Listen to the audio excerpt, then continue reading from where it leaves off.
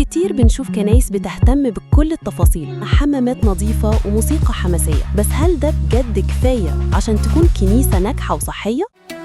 بلاش تحتار، هنساعدك تختار.